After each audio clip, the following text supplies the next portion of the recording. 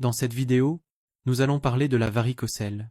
Une varicocèle, c'est une dilatation des veines du plexus pampiniforme qui se situe dans le cordon spermatique au-dessus du testicule. C'est une pathologie assez fréquente qui touche environ 15% des hommes. Le problème, c'est que le sang qui stagne augmente la température locale du testicule, ce qui peut réduire la fertilité, provoquer une atrophie testiculaire, le testicule devient plus petit et moins fonctionnel. Faisons un rappel physiopathologie de cette pathologie. Le plexus pampiniforme draine le sang vers la veine testiculaire.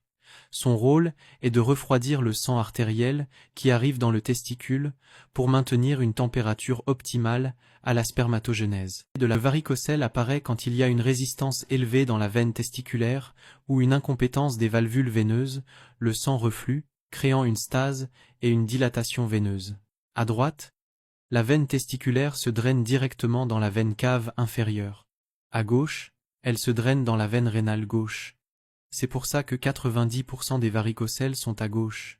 Mais attention, une varicocèle gauche peut révéler une tumeur du rein, carcinome rénal, qui comprime la veine rénale.